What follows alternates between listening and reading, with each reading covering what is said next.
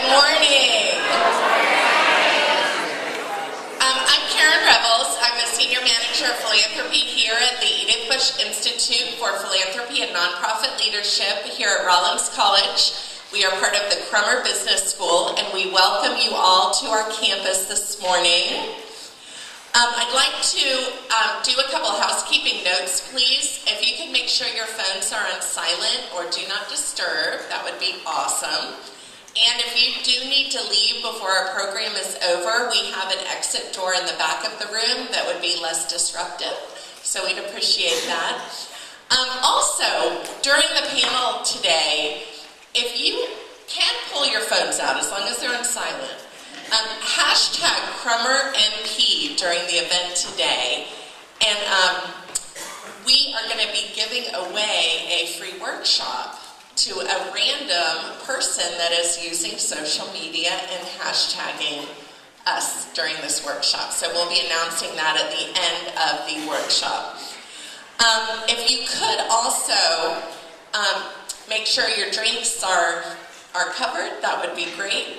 And throughout the panel, if you could also tag Rollins MBA when you use your hashtag, that would be awesome. And I'd like to get us started and jump right into what we're going to do this morning. We have a great panel for you today. And our moderator, most of you do know very well, it's Margaret Linane, and she is our Executive Director at the Edith Bush Institute. Margaret has 2 degrees from Rollins, both her undergrad and her MBA. And she's a fabulous resource. Most of you have probably chatted with her about career help and management assistance, and that's what we love to do here at the Edith Bush Institute. So I'd like to get started and welcome Margaret Linane to kick off our program.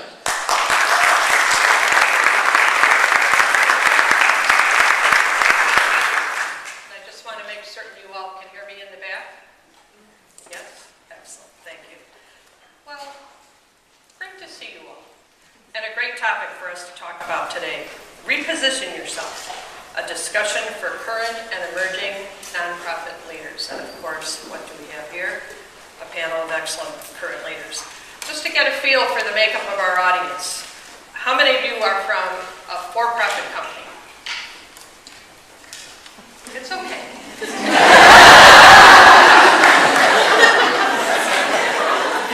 How many are representing a nonprofit? Okay. How many of you have been at your organization less than 5 years? How many over 10 years? Okay, and how many of you didn't get to raise your hand? Okay, excellent. Many of you have heard me say, the baby boomers are retiring. So it's all about preparing and positioning yourself for those positions. And I believe that sincerely. We have been told that the Gen X generation, the next group to come in and take leadership, is preparing themselves, but there aren't enough of them. So millennials have to do the same thing right now. Prepare yourself, position yourself, because you are going to jump right into leadership. So it's a great position really for you to be in. Most of you are familiar with the Edith Bush Institute. You know that our mission is to strengthen the impact, effectiveness, and management of nonprofits. And we do that primarily through training and management assistance. But I have many, many people who come through my office who say, I'm ready to make a career change, I'm ready to make a career move. Very often it's about making the career move up. We're ready to step into considerable leadership work. So that is why we're here today to talk about that. We want to position all of you who raised your hand, that's everybody, to take leadership roles in our community. I took a look yesterday at the job postings on the Edith Bush Institute site. There were 29. We have had upwards of 60 at times. So many, many job postings there. And 9 of them, which is 31%, were all for executive director or senior director. And it was the same, it seems to follow that. We sit at about 30 to 35% for leadership positions. So I think that's good evidence of the change that is happening in leadership in our community. So we brought together this incredible panel of nonprofit leaders in in Central Florida for them to share their insights on how they became recognized leaders, some of the steps they took, and everything I think that they'll be able to share with you, you're going to find useful now as you consider what you're going to do. So let me start by introducing the panel. All the way to my right is Karen Willis. Karen is the CEO at the Early Learning Coalition of Orange County, where she oversees the $66 million in investments by state, federal, and local governments to benefit Orange County's youngest citizens. Previously, she served as the executive director for the Early Learning Coalition of Seminole County, contributing to her 40-plus years of experience in designing, managing, and administering publicly funded programs. That wasn't supposed to be in the bio. I don't know where we got that, but that's the number I see You're here. talking to my executive assistant, former executive assistant. In other words, loads of experience. Loads of experience. Quite frankly, mine would read similarly, so. Next is Kyle Johnson. Kyle is the Vice President and Chief Sustainability Officer at Lighthouse Central Florida and Lighthouse Works, the organization that provides people of all ages with free, comprehensive, and life-changing vision rehabilitation services. Kyle has been at Lighthouse since 2013 and leads staff teams that generate awareness for the work of Lighthouse Central Florida and cultivate meaningful relationships with individual donors, foundations, and corporate supporters. And of course, he's been really instrumental in their social enterprise. Next to Kyle is Heather Wilkie. Heather is the executive director of the Zebra Coalition, a network of community organizations that provide services to lesbian, gay, bisexual, transgender, and all youth. The organization played a huge role in providing services following the tragic Pulse shooting. Prior to joining Zebra Coalition in 2015, Heather served as Chief Operating Officer for Harbor House and served as chair of the LGBT+ caucus with the Florida Coalition Against Domestic Violence. Next, I'd like to introduce Catherine McManus. Catherine is President and CEO of Habitat for Humanity of Greater Orlando. Her experience and passion have taken Habitat for Humanity to the next level in providing safe, affordable homes for low-income families and individuals of our community. She has 19 years of experience in community relations, fundraising, marketing, and strategic planning for nonprofit organizations. Prior to taking the position of President and CEO at Habitat in 2015, she was the Chief Development Officer at Camp Boggy Creek for 3 years and the Senior Vice President and Chief Philanthropy Officer at WMFE TV FM for 11 years. There are a lot of years there too, I hate to And last but most definitely not least, I'd like to introduce Tony Sedler, who is the Chief Development Officer at Nemours Children's Hospital. Tony's role is to lead philanthropy efforts to support the world-class medical care provided to children in the Central Florida region and beyond. Tony has spent 30 years in the nonprofit sector, serving in multiple leadership capacities, including serving as President and CEO, leading organizational mergers, and translating strategic goals into operational plans, both locally and nationwide. During his career, he led teams and managed relationships to secure multi-million-dollar gifts. And once upon a time, these five were sitting in those chairs, wanting to learn how to do it. Am I right? All right, okay. So, let's begin. You all have incredible experiences that our audiences can learn from. Share a few key things you learned working your way up in the nonprofit sector. Who would like to start? I'll go. Good morning, everybody. My name is Catherine McManus. I think some of the key things that I learned working my way up in the nonprofit sector is hard work. Really get nosy and learn what everyone around you is doing, so that when an opportunity comes for a new position or an ability to change into another field or another nonprofit organization, you have some idea about what that position is and just work super hard and get to know everything around you. I would add, and as the senior person up here, I get notes. You notice that. I'm also on drugs, so that the notes help as well. Full disclosure. Yes, absolutely. But they're authorized drugs. Just make that clear. Since potential funders in the room, I want to make that very clear. What I learned was that while we might think that our cause is the one that's the most important, the reality is it fits into the full fabric of our community. So not only learn what's going on in your own industry, but be open to what's going on in other folks, because you really never know how transferable what you've experienced might be to be into another sector. So don't just look at, I've got an interest in this particular area, but really look at the full fabric of what's going on in our community and how what you're currently doing might be able to add value to those other sectors as well. Can I add a note? Oh, I'm sorry. I was just going to say, as the baby of the bunch, I can't say what I've learned, but what I'm learning is that that this sector is, in particular in Central Florida, is packed with other people who are working and driving and striving, and they're invested in your growth. And so by engaging people through the Edith Bush Institute and organizations like AFP and so many other groups, you put yourself in the middle of it and you'll find people that are doing it the way you believe it should be done, and you see that they're succeeding. And I came from the for-profit sector 3.5 years ago, and so to go in the for-profit sector sometimes to say, hey, I love how you do what you're doing and you're successful. Will you teach me everything you know so I can do that too? That's an interesting response that you'll get in the for-profit sector often.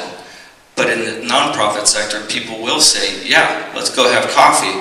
Let's talk about our best practices, because the wise leaders, like some of the folks on this stage, they understand that if they strengthen you, they strengthen the sector, and it raises all boats. So that assistance and support is there. Hi, everyone. I know that for me, mentorship was very important. I can think throughout my career I've had 2 very strong mentors who really helped guide me. And I think, to everyone's point here, hard work is also very important. And to get involved in all areas of the nonprofit sector, join a board of directors, volunteer for an organization that you're interested in. If you really start to learn all of the levels and angles of a nonprofit, it can really help you in your career to advance. And to bring up the rear in this conversation, I would just say that, one of the most important things is to truly learn to embrace people. Because in the end, the nonprofit sector is about people helping people.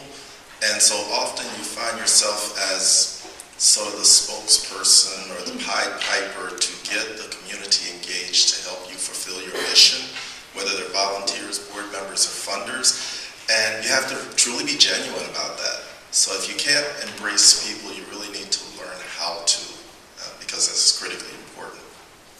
I'd like to follow up with you, Heather, in particular about the experience that you had when you are suddenly presented, in your case, with a crisis, but suddenly presented with an opportunity to engage and show leadership skills. Could you comment on that a little bit? Sure. Well, certainly, no one ever expects that you're going to need to go through a tragedy such as our community has gone through, but I think what helped us was that by default we were all trained in crisis management, and so I believe that was something that helped guide us through that time, but also having the connections. It was so important. The community came together in such a way that it was such a positive experience for us to engage in this unity, and that hashtag Orlando United still exists. And so being able to rely on those community leaders that had built up for years, in those engagements at the Philanthropy Center was a major part of that. So to create those connections from this point moving forward, and at some point you may need to utilize those connections. Hopefully it won't be a community experience in that way, but to build those network systems up is very important. So I think everything that Heather just shared had really been spoken about by really all 5 of them, because when we suddenly had that crisis or that opportunity to step up in the community, all those those contacts will truly matter. If someone is looking to take the next step in their career and position themselves, what's the biggest piece of advice you can share about stepping into leadership? I think we have a lot of folks here who are CEO wannabes. Am I right? Yes. You see down the road, or maybe not too far down the road, that you have what it takes and that's what you want to do, is move into that level of leadership. I'm making that assumption about all of you. So what advice can you give about stepping into leadership? Tony, why don't you start? I would say make sure that you're comfortable creating vision for the organization, because you have to help people understand where you want to go. The second side of that is be very comfortable. I use the term being an orchestra leader, because if you think about going to the orchestra leader has their back to the audience, but they're making everything happen on stage. And so becoming a good nonprofit leader is not about you. It's not about putting yourself out in front of everybody and shining. It's about the performance and the outcomes of your organization, and your job is to lead that. Karen? Well, a couple things on that. I have a staff person who's wants to be a CEO, and I'm referred to by her as the big cheese. So she is the big cheese in waiting. And I say that because I've learned so much from her in her interest in becoming a CEO that I've just been amazed. It's opened my eyes to her excitement, to her enthusiasm, to the kinds of leader she wants to be, and I really appreciate that. The other thing I would say is I often say, if you think I'm in charge, you haven't met my staff. For the orchestra piece. But my job as a CEO is not to be the one that the light is shined on, but to provide the opportunity for the light to be shined on our organization, which is composed of a significant number of very talented people. I would say the best advice I would give you is be in a constant learning mode. Any opportunity that you have to learn something new, whether it's taking a class, it's a workshop, reading a book, and please don't just go to the audience or to the speakers that you want to hear. Go to the people whose positions and ideas may be contrary to your own, because those are the folks that you're really going to need to help you understand the balance that goes on in our community.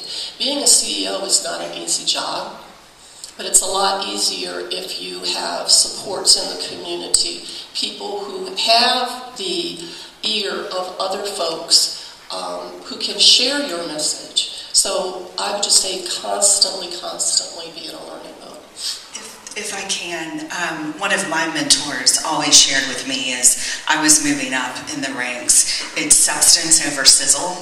Sometimes you think, okay, if I'm going to be CEO, I need to be the face, I need to be the gregarious one, I need to be the one out in the community all the time, and I really want to say that is probably the farthest thing from the truth. You need to be back in the office, you need to be working with your clients, you need to be the smartest person in your organization, knowing the most, being the most ethical. The sizzle part comes later, and I will tell you it's probably the least important about being any type of nonprofit executive. Focus on the substance. It really will pay off in the end. I'll add that leadership is not a title. Yes, we're talking about being an executive director or a CEO at some point, but we can lead wherever we are, and we demonstrate that whether we're on direct program, service delivery, CFO, running a fundraising department. It's a disposition of leadership. Yes, we have to understand that we're not going to charge out ahead of the CEO when we're going into something, but the way we behave, the proactivity, the deep investment and personal engagement in everything that we're doing, and that insatiable appetite to learn is important. And again, there's a difference between having a desire to be a leader of an organization one day and having the disposition for growth. And when you have the disposition for growth, when you're surrounded by smart people, you're always listening.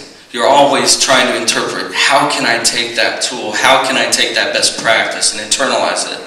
So there's a difference between just wanting to lead and having the disposition of growth.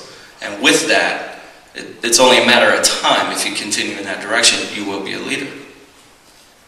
Catherine, I'd like to follow up with you. I wonder if you would share how you prepared for the interview process when you were interviewing for the first time for CEO positions. I worked really hard. So I had been a fundraiser and a marketer for the majority of my career, but I always knew, I could do that. I really want to try.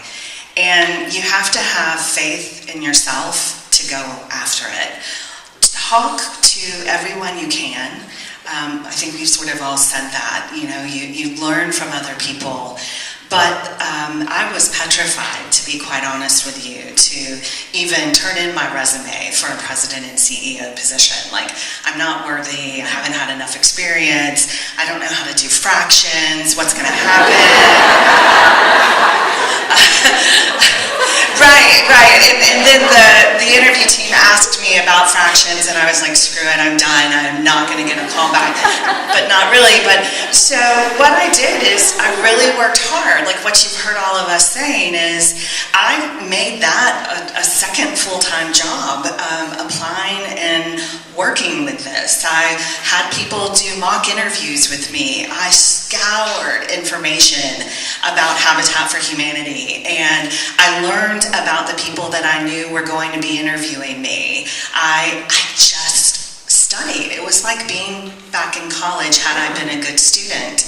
I was just being a good student because I knew this is what I want, and down deep in my heart, I knew that I could do a really good job. So practice, and there's nothing more intimidating than having someone that is super smart in the field and position you want to go into interview you.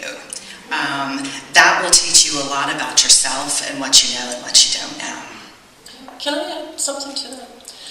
I think it's important to also, when you interview, be thinking about, are these people I want to work with? Is this an organization that I want to be part of? Because when you become the CEO, you take on all that history and all that baggage, and hopefully that future as well. So not only preparing for the interview itself, but doing your research about the organization, its history, its background, who buys into their mission, how do they relate in the community. All of those things are extremely important because you are tying your professional credibility to an organization. You weren't referring to boards as baggage. Of course not. I wanted to make that point. If I can say, I'm sorry, one other quick thing, because this was super helpful for me. So when you're prepping, take like 50 questions that you think your interview team is going to ask you, and write down your answers to them and practice them. Now, they're probably not going to ask you any of those 50 questions, but I guarantee you the work that you've done on trying to craft messages and answers is going to pay off for you. So that was another thing that was very helpful. They may not have asked me the specific question that I had prepped for, but I was able to use nuances and parts of that to answer questions much more thoughtfully. Thank you. What qualities are hiring managers looking for? Someone who can do fractions. One of the interesting things that I believe that most people are looking for are people who really care about the issues of the organization. And so, when you think about studying and preparing for an interview, you need to also understand the organization's culture, how they talk, what they believe in. Because when you're sitting in front of people that are interviewing you, you really have to become one if you really want that job. So they look for people who really want to be there, not just want to be a fundraiser appraiser or want to be an exec, but they really want to help take the organization to the next level, and you need to help them see that. I agree with that. I think culture is so important. And to your point about, when you're interviewing for a CEO position, finding out about how well you can work with the people. Also, when you're interviewing, we asked questions that aren't necessarily about skills, but also about behavior. How will you respond to this situation?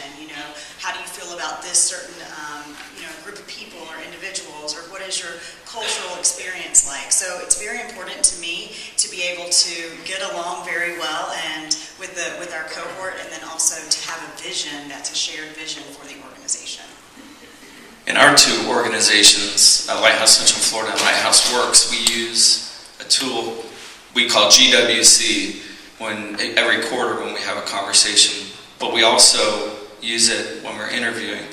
I agree with the panel here, though, that a lot for us is character. Who is this person, and how deeply do they believe in our mission? But the GWC is, do they get it? Do they get the role? Do they really understand it? Do they want it? Is there a passion? And then C, do they have the capacity to do that job? So not only are we using that in the hiring, but every quarter we're looking at that with every employee, 93 employees we have, including me. Do I get it? Do I want it?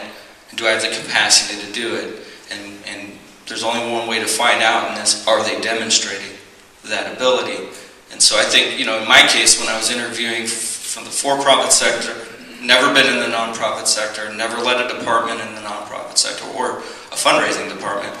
A big thing for me is, one, I volunteered, and so they knew me personally and professionally. I volunteered for about a year with them. But also, too, they felt that all the things, the passion and the core skills I bring to the table, they couldn't teach me if I didn't have that. But a lot of the technical things that I needed to learn for that position can be taught. Of course, I had to give them the confidence that I was going to learn that quickly and implement it. So I think those areas are important. I look for authenticity. Intelligence, of course, experience. Be yourself. Raise your hand if you really get jazzed over interviewing for a job. No one. Okay, maybe that one person. Karen does, yes. But be yourself. Get your wiggles out before you go in for your interview, and just go into it. Listen to your music, whatever gets you pumped up before you go in for your interview. You are you, and you are the best you, and let that shine through. Because if you are authentic, it's going to come through, and there's nothing worse than going and thinking this is what those people are going to want me to be, and it's going to look disingenuous, and that's never good. So be authentic, be yourself. Hear, hear. And let me just kind of modify my, do I enjoy interviewing? We interview every day. That's part of what the job is. We are out there selling ourselves to other people, and helping them to understand our mission and why their engagement in our mission is so important. So if you don't like interviewing, get comfortable with it, because it's going to be part of the job. It's just called something different.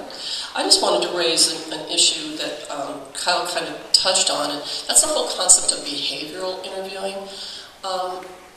When I interview folks, and when I have been interviewed, the interviews I enjoy the most are ones when people ask me, tell me about a time. Because you can hypothesize about how you're going to behave in a situation. I would like to hear about how you did behave. And if you didn't have that life experience, do what I did on one of my master's classes. I didn't like the question, so I just changed it. Tell me about something else that's related. Understand what it is that I'm asking you. I want to know about how you think. I want to know about how you research. I want to know about how you react to situations. And so don't be afraid of that. All of us have our stories. All of us have our life experiences. An interview really is about helping me understand how you're going to be authentically in the job.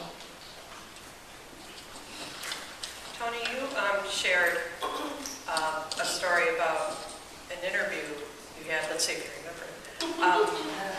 It's about my age, really. And didn't the just ask the perfect question to you? Yeah, it was pretty simple. The person was doing well in the interview, and at one point they just kind of stopped and looked at me and said, "Tell me how I can be of the most help to you." And it had absolutely nothing to do with, "Oh, I'm here for this job or that job, I want to do this." It was, "How can I be of the most help for you in the hospital?" And at that point in time, you're looking at somebody who actually cares about what we're doing and saying, "I don't care what job you give me, I want to be here, I want to make a difference, you can depend on me." And of course that person was hired, but it's just one of those things, it's a way of presenting yourself. When we talk about being authentic, it's a way of presenting yourself and showing that you care. I think you all wrote that down, right? And Karen, you've talked about the importance of hearing from a candidate that they understand how their job fits into the larger organization. Absolutely. Every part of an organization feeds to its success. So the jobs that you have right now, how does that job support folks, if you will, down the line and up the line and across the line? If you don't understand that, then you're really missing an opportunity to build your capacity to understand how pieces come together in an organization. As a CEO, you're going to be challenged to figure out, do these pieces currently work in the environment? Do I need to be able to make some changes? What aren't we doing that we need to be doing? What are we doing that we don't need to be doing? And if you don't understand how the pieces come together, then you miss opportunities. I had tell a little interview story as well. We recently were looking to hire a chief program officer because I don't plan to be in my job forever. I'll be one of those statistics real soon, hopefully. So I brought in people who thought they understood what the job was, which is I'm bringing in somebody who I am going to be grooming to take over for me. No guarantee, the board will make that decision, but that is the expectation. And I had one of the candidates say to me during the interview, "I am not the person you're looking for. I don't want to be the CEO. I would love to be a second, but I'm not the person you're looking for." Right now I'm negotiating with that person to come into my organization in a lesser than a second position, but she has the potential of being able to replace the second I hired, because she is very clear that the CEO job is what she wanted, and I really appreciated the fact that she made that statement. So let's talk a little more about what's not on paper. When you decide to apply for a job, you look at the job description or the job posting and say, "Oh, I fit that pretty well." But it's almost more so about many other things than fitting that. That's just the starting point. So when you're actually interviewing, what is it you're looking for that's not on paper? I'd say, to use a phrase earlier, authenticity is big. And for people to be self-aware, and they demonstrate self-awareness, much like your candidate did, where they said, "Look, I'm not for that." And so sometimes that's going to eliminate a candidate from the process, because we really do need that, right? But the character and the I'm an English major. Rollins. The authenticity is such a critical factor. Such a critical factor for me, because yes, they have to be competent. You have to understand that they have the capability of doing that job. But when you can really sense when somebody is excited to do it. And to Tony's point, when they say, "Just tell me how I can add value." Now, they may not always use those words, but the mere fact that they're conveying that's somebody that's attractive for my team. Because for us, it's never about me, it's never about that employee, it's about the mission, right? And so when we're mission focused, we can have transparent, honest, productive meetings.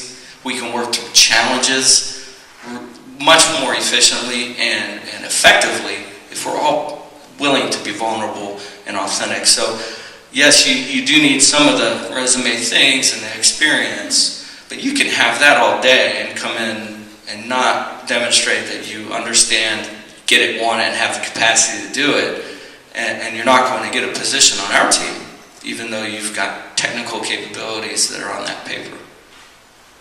And the ability to always learn, to continue that professional development. And I think that we can pick up on that a lot of times in the interview process, but it's not about those hard skills per se, it's about the other duties as assigned, right?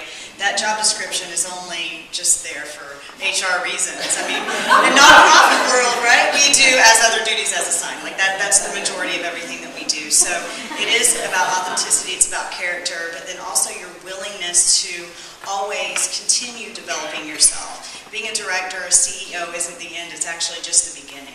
It's a constant. So if you're thinking about moving up this ladder and then I'm going to get here and then that's the ultimate goal and that's it, it's not. It's about continuous development of yourself. And I think that's important for every aspect of the organization, whether it's someone coming in as an intern or someone hiring for a COO position. I would also remember, while we're a big town, we're also a small community, and we talk to one another. So one of the things that I always do is, who knows this person? And I'll call that person, unless, of course, the interviewee has said, please, this is confidential. Of course, we all respect that. But don't burn bridges, try and, if you're trying to exit from your current position, exit with grace, exit with professionalism. And remember, we're all people at the end of the day, and be respectful and gracious. That's something that I think is something you could do outside of that piece of paper. I'll just throw in that I mentioned before that I have young people who come into my office as they're thinking about their careers. And I also say to them, again, you already match what's on paper, but that interviewer is sitting there going, can I picture this person working with our constituents? Can I picture this person representing us at a conference? Can I picture this person being the one who's problem solving? That is what's going on in the mind of the interviewer. So you have to be able to present that you can do all those things. You can do so much more than what's on paper. You have to help them realize that you are that person who can do those many other different things. I think a great opportunity to do that is not waiting for someone to say, tell me about an experience win, but when they ask a question and you've got that relevant story that demonstrates that behavior that they're looking for, to Margaret's point, is you can be proactive about that. Were you going to say something? No, I was just going to say, so, when it gets to person, I invite you to look in the mirror and try and figure out how you can become an asset versus an employee. And so we can tell you everything you want to hear up here, but until you think about how you act and react in situations within the workplace, and whether people see you as just a true asset to the organization and the mission, or are you someone that every time there is an organizational change, we have to have 5 meetings with you to get you to buy in? It's a big difference, an asset or an employee, and only you can make that change. Just a couple of thoughts on this. Not to ask people for a loyalty pledge, but being able to trust, feeling like, can I trust this person? Because this person, as Margaret was saying, is going to, in one way or another, go out in the community, and somebody is going to know they work for your organization. So can you trust them? The other part that I look for is they understand that we are a business. We have a tax status, but at the end of the day, if we don't have any assets, we're not a business. Now, I say that with $66 million of taxpayers' money and every dime that I raise the state wants, but I've got to raise money in my community, one, to be relevant, and secondly, because regardless of how much money I have, it's not enough to serve the kids on my wait list and provide the services that we need. So understanding that just because you're a nonprofit doesn't mean you're not a business. It's extremely important. We have metrics, we have accountabilities, we have bottom lines that we have to meet. I think the other part that I look for is, do you have a sense of humor? Because trust me, if you don't have a sense of humor, this stuff gets ugly real fast. And balance, you know, if I ask the question about tell me what a full day's work is for you, and you tell me I'm up until 3 o'clock in the morning working hard for you, and I get up at 4 and come into the office, please. You got to have balance in your life.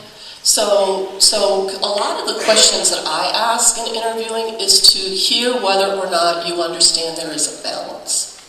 You know, that I want you to work hard, that we work till we get the job done, but if you are constantly working, there's something wrong. Because you need to get out in the community, you need to explore the community, you need to be part of the community. Family is important, whether it's your own children or it's nieces or nephews or whatever.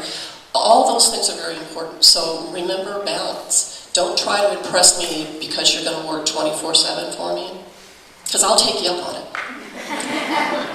And the awareness that busy is not productive. A study was done of women who had Fortune 500 companies. They wanted to find out how those women got there into those leadership positions. They found that they came up through line positions, they were coached, and they were mentored. Then they studied the men who headed Fortune 500 companies. They had far more candidates to work with than that in that survey, to find out how they got to their lead positions. And they found that they came up through line positions, they were coached, and they were mentored. Exactly the same. So let's talk a little bit about mentoring, how you have utilized mentors, how you have found mentors, and what the value has been for them. I would encourage you to know you have more than one mentor.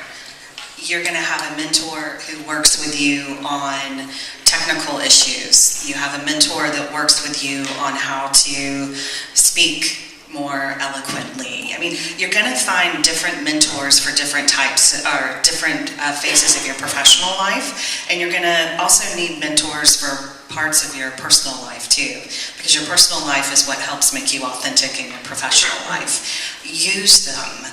And also make sure that you're encouraging them to challenge you, because a good mentor isn't just going to sit back and tell you, you rock, you are so awesome, you don't need me. You need them to constructively challenge you and really help bring out the best in you. In many ways, we're always surrounded, I love your point, by mentors. I mean, on the stage when we were chit-chatting, we were talking about culture, and Tony's talking about the incredible culture they have in Nemours. When I do, I said, can I talk to you about that? You know, it's always there. So always scanning, constantly to learn, because they don't have to agree. I could have just heard him talk about it, and he didn't know he just gave it to me.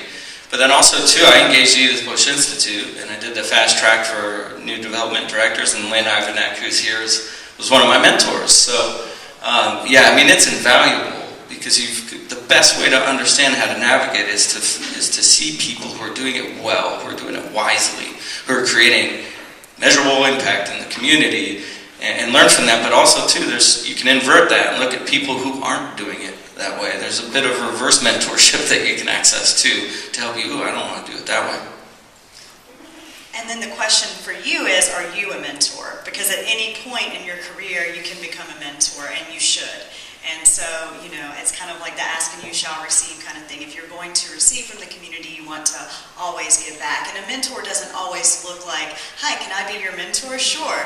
You know, it isn't always that clear. Sometimes you just look back and you think, wow, this person was pivotal in that moment for me, and I needed that person there. And then you end up taking a course at Rollins and writing them thank you notes years later. But if you haven't done that yet, I highly recommend the leadership course. But you know, so it's not always clear, and often you can do the same thing no matter what role you're in. So I highly encourage that. Yeah, I agree with everything that's been said, and I will just tell you from my perspective, I've been fortunate enough to be mentored by people who were true successful leaders, and some on the national stage. And it's amazing how they make you think. So I agree. If you're talking to a leader that is a mentor, you have to ask them to challenge your thinking, because the better thinker you become, the better employee, CEO, or whatever else you're going to be. This isn't a sales pitch, but hashtag the leadership week. So Edith Bush Institute does this leadership experience, and it's over a course of 8 weeks, 4 different classes. Absolutely worth your investment. Again, I think I talked a little bit earlier. I knew I was smart. I knew I wanted to be a CEO. I knew I could do these things, but part of me was like, nobody else thinks you can do these things, though. And it really helped me. So we've talked a lot about education and getting out there. I encourage you to talk with the Edith Bush Institute team and look into that. It would be a worthy investment for you. And they didn't force us to say that. And I'd like to talk a little bit about coaching, which is different than mentorship. When I was starting through the process of succession planning, I hired a for-profit, internationally recognized coaching firm to come in and work with my leadership team, because I wanted them to really focus down on what did they like about the skill base that they had, what skills didn't they have that they wanted to work on, what was the soft skills in addition to the technical skills, how were they interrelating with their colleagues, how were they interrelating with their employees. And that was one of the best experiences that my leadership team has ever had, is to have somebody invest in them with a coach that was professionally trained to help them think through where they wanted to go, what they wanted to do. And so I would encourage you, if you're thinking about your next steps, to look into professional coaching and whether or not that might be an avenue that could help you in a different way than your mentor might be able to help. I should tell the story that 5 or 6 years ago, my husband said to me, "What do you want for Christmas?" And I said, "I want 6 sessions with an executive coach, and I know who I want that executive coach to be." He was like, "What?" And I said, "Here's the phone number." So Christmas morning, I had a little card that said, "You have 6 executive coaching sessions," and I got exactly what I wanted for Christmas that year. So the mentoring and coaching pieces are important, and just that constant influence. Tony, you talked at one point about community influencers and how they impacted your life and your move professionally. Can you talk about that? Yeah, it's an interesting thing when you look in your community and you see people who have true influence, and I'm not talking wealth, I'm talking influence, people that other people revere and follow. Having the opportunity to spend time with them, to bounce ideas off of, to ask them about your career choices or your plans is critically important, because so often they're able to look at things in more of an umbrella view than you are. You're thinking about what job, where am I going next, and they're able to look at it and ask you the true question: does this fit you? Have you connected with this part of our community? Have you thought about this? So it's people who really know our community, and it's set in a really strong position in our community. I have to say, this is one of them right here, that it's really important to engage those folks on an ongoing basis, because those conversations are so valuable. Any other comments on that topic of getting to know the people in your community who will not just help you organizationally, but personally and professionally? I think stepping into the sector, it was critical. Coming to places like Edith Bush Institute, going to places like AFP, now places like the Collective, just always getting in the middle of it. And I think part of that too comes with going to other people, supporting other people's initiatives, sharing other organizations' information if you find it compelling, connecting relationships to other people's organizations in the community. You know, it's not always got to be about me, and I think that a big factor in leadership development is it's not in receiving, it's about giving and serving and connecting other people. And so by doing that, by the proxy, I mean, the byproduct of that is you're getting deeper connections in the community, and it's not just in the sector too. So getting involved, doing things like engaging the Central Florida Partnership and the tech innovation that's going down in our community right now. Just spreading it far and wide. And you do, by doing that, by creating that visibility, you will see people that Tony's referring to.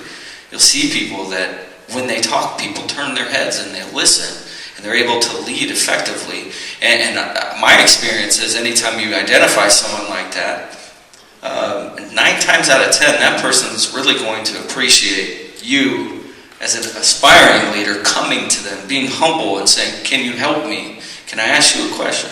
I mean, I've asked somebody, you know, I don't know if we could have coffee or lunch or something, but if you have a morning walk, I'll just walk next to you, right?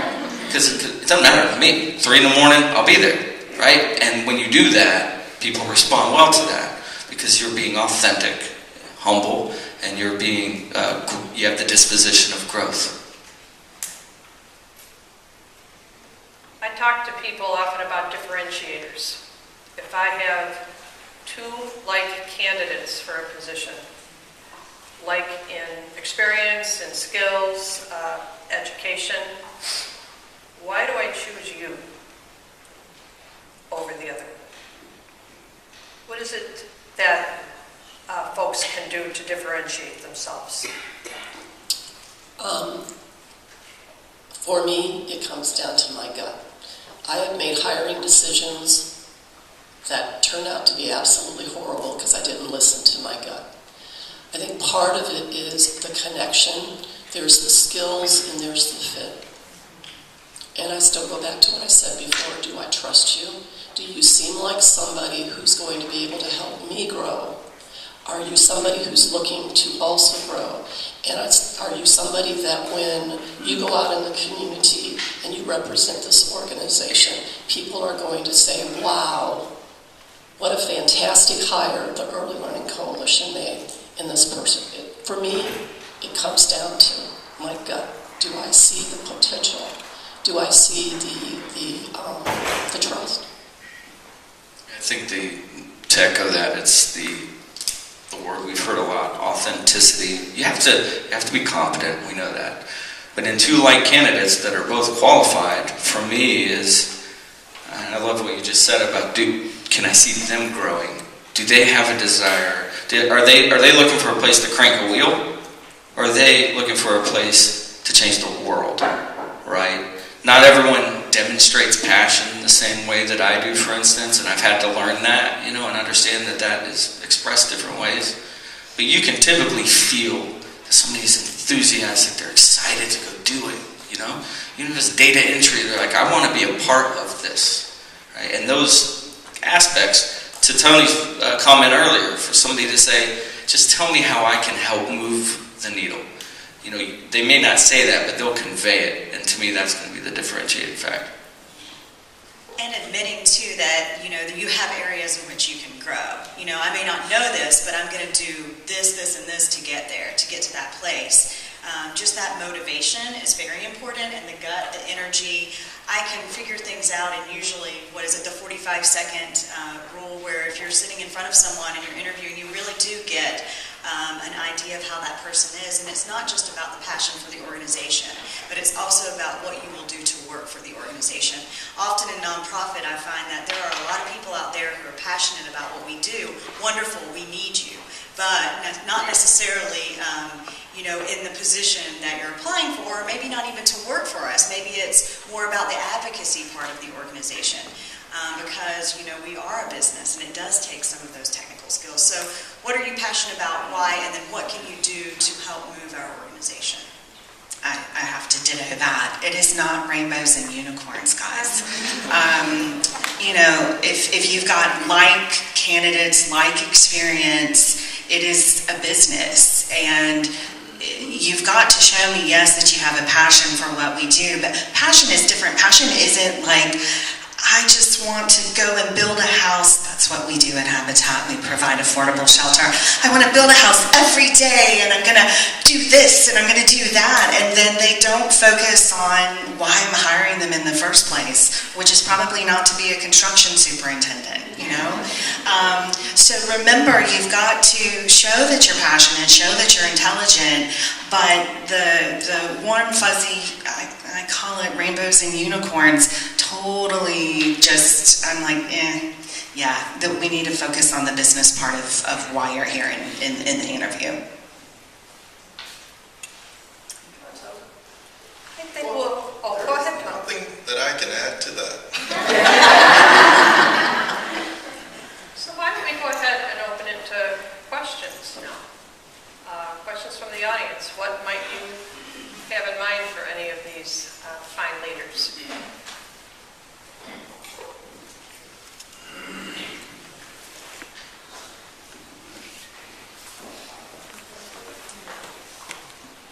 As the CEOs, what is your biggest challenge that you face, and how did you resolve that challenge? Or if you did?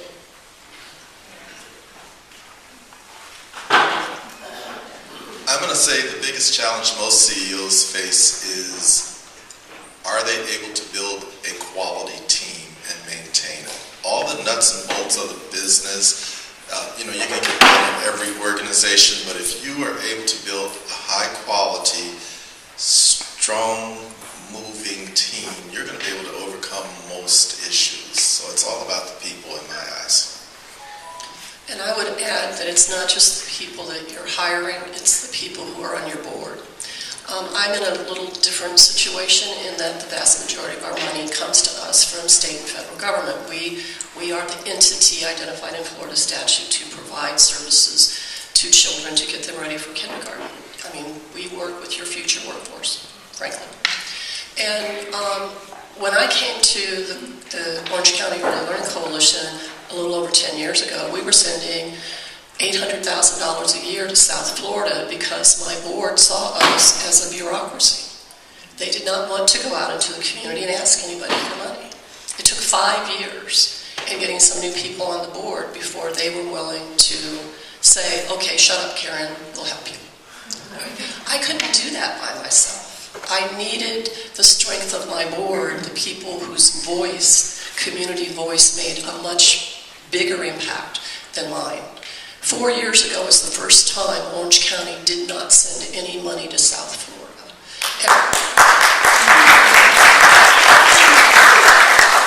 Every dollar that we were able to get, we invested in the kids in our community. You may not know this, but we are the largest county in the state of Florida without a dedicated tax for children. My colleagues down in, I'll just give you Palm Beach, for example, got $29 million for early childhood education. $29 million from their local community.